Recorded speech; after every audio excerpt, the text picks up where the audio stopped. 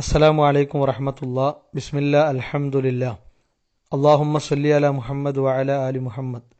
പ്രിയ ശ്രോതാക്കളെ, സഹോദരങ്ങളെ, നാം ഓരോരുത്തരും ഏറ്റവും പ്രാധാന്യത്തോടുകൂടി ശ്രദ്ധിക്കേണ്ട കാര്യമാണ് ദൃഢവിശ്വാസം എന്നത്. ഒരിക്കലും കേവല വിശ്വാസമോ സംശയങ്ങൾ നിറഞ്ഞ വിശ്വാസമോ അല്ല നമുക്ക് വേണ്ടത്. അല്ലാഹു സുബ്ഹാനഹു വ തആല വഹയിലൂടെ നമുക്ക് നൽകിയ കാര്യങ്ങളിൽ ഉറച്ച് വിശ്വസിക്കാൻ കഴിയേണ്ടതുണ്ട്. അത് നമ്മുടെ ബാധ്യതയാണ്. ആ ഉറച്ച വിശ്വാസം നമ്മിലുണ്ടാകുമ്പോഴാണ് സൽക്കർമ്മങ്ങളെ ജീവിതത്തിൻ്റെ ഭാഗമാക്കി തീർക്കാൻ സാധിക്കുക. വിശ്വാസത്തിൻ്റെ ഏറ്റവും ഉയർന്ന പദവിയാണ് യഥാർത്ഥത്തിൽ യഖീൻ അഥവാ ദൃഢവിശ്വാസം എന്നുള്ളത്.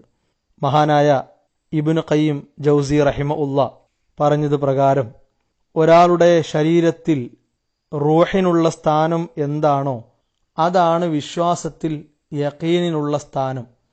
വളരെ മഹത്തായ ഒരു വാക്കാണ്. ഇത് ഉൾക്കൊണ്ട് നമ്മുടെ വിശ്വാസമേഖല എത്രത്തോളം ഉറപ്പുള്ളതാണ് എന്ന പരിശോധന അനിവാര്യമാണ്.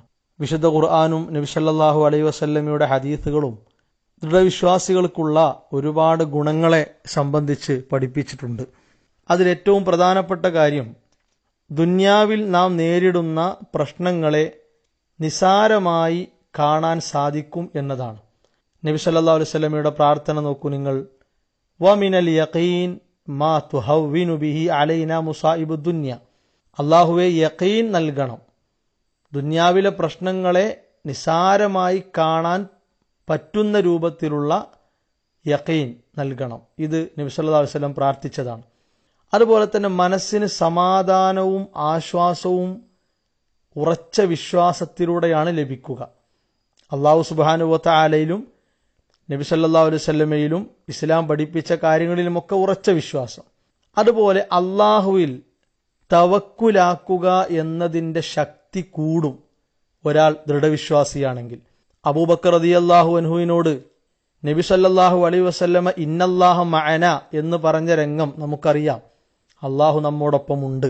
അത് യഖീനിൽ നിന്ന് വന്ന ഒരു അഭിസംബോധനയാണ്.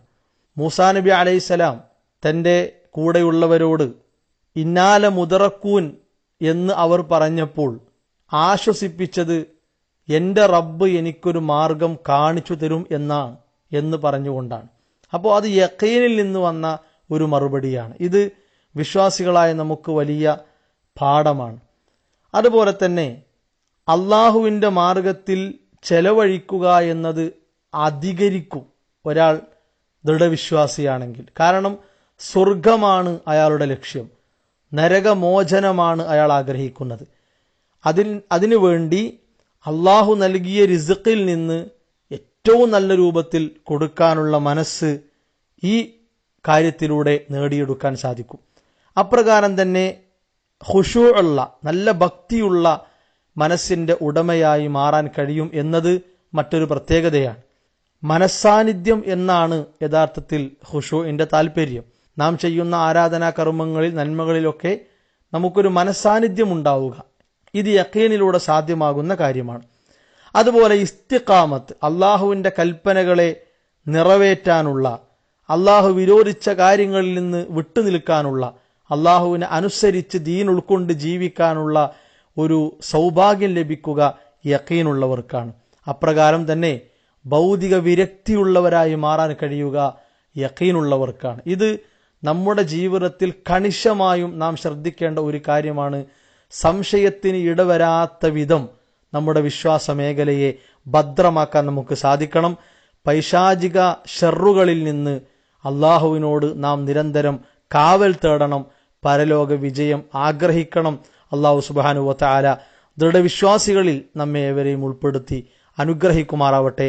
വസല്ലല്ലാഹു അലാ മുഹമ്മദിൻ വഅലാ ആലിഹി വഅസ്ഹാബിഹി അജ്മഈൻ വൽഹംദുലില്ലാഹി റബ്ബിൽ ആലമീൻ.